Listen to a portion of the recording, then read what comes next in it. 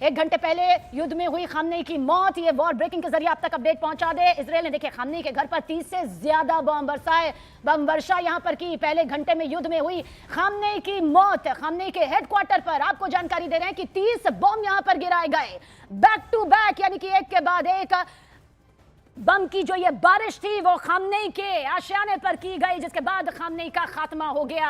हालांकि बार बार इसलिए जिक्र किया जा रहा है खामनेई की सुरक्षा का, क्योंकि कोई आम सुरक्षा नहीं हुई, लेकिन इसे भेदते हुए आखिरकार खामनेई का खात्मा हुआ।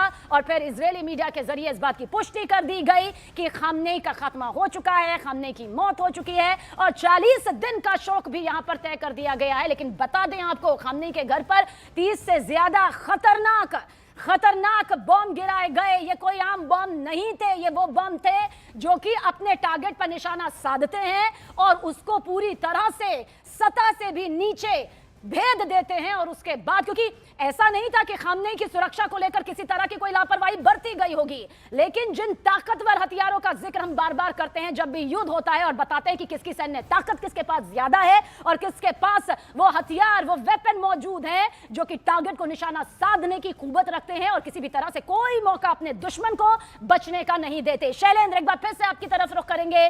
क्या अब आपको लगता है वो सबसे बड़ा सवाल जिसका जवाब इस वक्त पूरी दुनिया को यहां पर है, क्या वो युद्ध को लेकर है? युद्ध रुकेगा या फिर आगे और भयंकर होगा या फिर उत्तराधिकारी?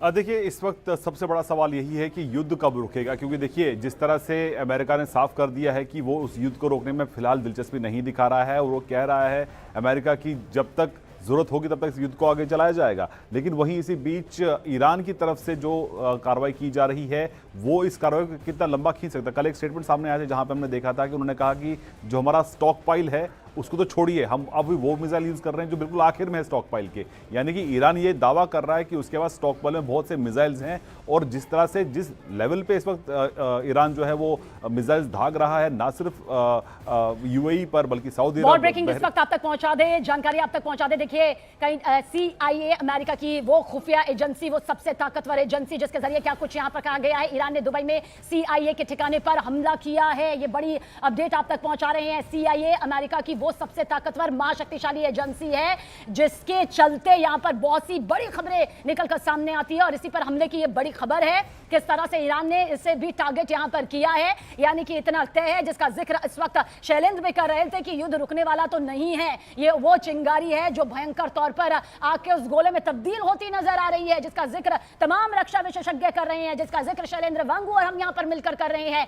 CIA अमेरिका की सबसे बड़ी खुफिया एजेंसी, बहुत बड़ी खबर आप तक पहुंचा दे। ईरानी सेना कुछ ही देर में अपने हमले और ज्यादा खौफनाक और ज्यादा तेज कर सकती है।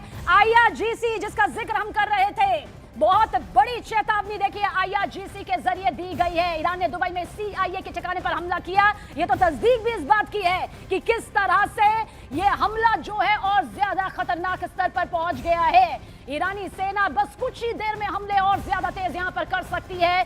IRGC ने बड़े हमले की चेतावनी दी है। ये वो IRGC है जिस पर सबसे बड़ी जिम्मेदारी सुरक्षा के तौर पर रहती है। इसी को सबसे बड़ा सुरक्षा कवच खामनेई का माना जा रहा था, वो तमाचा भी माना जा रहा था इसके मुंह पर, जो कि खामनेई की मौत के बाद सामने आया। ऐसे में बड़ी चेतावनी यहां पर यूएस अड्डों और इजराइल पर देखिए किस तरह से यहां पर ईरानी सेना की नजर है और बताया जा रहा है कि बस कुछ ही देर में बहुत बड़ा हमला हो सकता है। हालांकि अमेरिका के जरिए, ट्रंप के जरिए कह दिया गया है कि अगर अमेरिकियों को कोई नुकसान पहुंचा तो ईरान को अंजाम बहुत बुरी तरह से भुगतना होगा, बहुत बुरा अंजाम यहां पर भुगतना होगा। ये बड़ी अपडेट आप तक पहुंचा रहे हैं और इसके पीछे की देखिए वजह यही है अली खामनेई का वो खात्मा, जो कि एक बड़ा धक्का है, एक बहुत बड़ा धक्का है। लेकिन इस धक्के को देखिए किस तरह से अब ईरान में लिया जा रहा है और कहा जा रहा है कि एक बहुत बड़ी चेतावनी है और ज्यादा अंजाम खतरनाक तरीके से भुगतना होगा।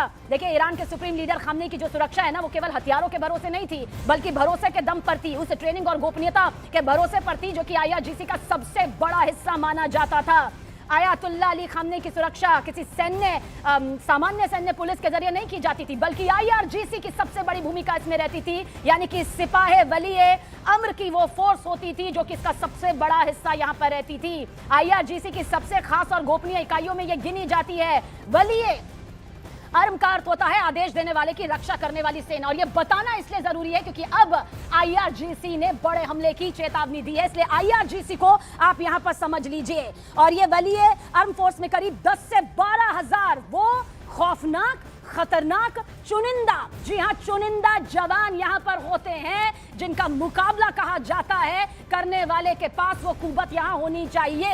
यही खामनेई की सुरक्षा में थे। इनके मुंह पर भी एक बहुत बड़ा तमाचा यहां पर लगा, जिसका जवाब देखिए अब IRGC ने इस बड़े हमले की चेतावनी के साथ में दी है, क्योंकि इसमें भर्ती होना, इसका हिस्सा होना ही बहुत बड़ी कामयाबी के तौर पर देखा जाता था, क्योंकि जो चयन प्रक्रिया होती है ना, ये इंसान को तोड़ देती थी मानसिक, शारीरिक, हर तौर पर, तब जाकर इसमें कोई एंटर कर पाता था। और ये इसलिए जान रहे हैं क्योंकि अब इसी की तरफ से एक बड़ी चेतावनी यहां पर दी गई है। इसलिए सिर्फ नाम के तौर पर लेंगे IRGC तो फिर नहीं समझ पाएंगे, लेकिन अगर समझेंगे कि IRGC के लिए यह कितना बड़ा तमाचा रहा और अब वो बड़े हमले की चेतावनी यहां पर दे रहा है, जिसके लिए वो किसी भी हद तक जा सकता है, किसी भी हद तक गुजर सकता है, तो आप समझ लीजिए ईरान का पूरा सिस्टम अब IRGC के उस भरोसे पर है, जिसमें वो कह रहा है कि हमला होगा, बहुत बड़ा हमला होगा, बहुत बड़ा, खतरनाक, खौफनाक, दहशत से भरा ये अंजाम जो है अब अमेरिका के लिए सामने आएगा, जिसके बाद उन ठिकानों को, उन बेस को निशाना यहां पर बनाया जा रहा है। देखिए, सर्वोच्च नेता यानी कि वो लीडर जिसका कहा हुआ उस ईश्वर की लकीर मानकर माना जाता था, जिस पर सवाल उठाया ही नहीं जा सकता था, जो सवाल उठाता था वो राजद्रोह की कैटेगरी में आ जाता था, वो श्रेणी में आ जाता था। अब उसी का खात्मा यहां पर कर दिया गया है। खामनेई का दी एंड हो गया है। उत्तराधिकारियों के नाम सामने आ रहे हैं। खामनेई के बड़े बेटे, खामनेई के दामाद का भी नाम सामने आया था, खुमैनी के भी पोते का नाम सामने आया था, IRGC के कट्टरपंथी नेता का भी सामने आया था, लेकिन इनका भी खात्मा हो चुका है, यह दावा यहां पर किया गया है। और देखिए, ईरान के मस्जिदों से भी निकलकर यह तस्वीर सामने आ रही है, जहां पर अब लोग रोते बिलखते हुए नजर आ रहे हैं। दरअसल ये वो समूह है, ये वो लोग हैं जिनका खामनेई पर भरोसा है। और क्योंकि खामनेई, देखिए, सर्वोच्च नेता, सुप्रीम लीडर, ये वो पद वहां पर है जिसे माना जाता है कि सीधा ईश्वर से कनेक्टेड है। ये वो धार्मिक पद है, ये वो धार्मिक पद है जिसका कहा हुआ ईश्वर का कहा हुआ माना जाता है, जिस पर अली अमानतुल्लाह खामनेई जो है साल 1989 यानी कि 1989 पर काबिज हुए थे।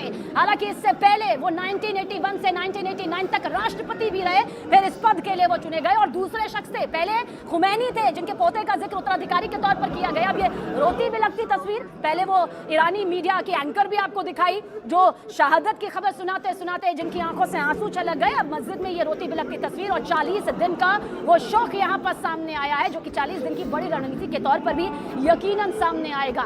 ये युद्ध नहीं, ये वो महायुद्ध है जो यकीनन बेहद खतरनाक है।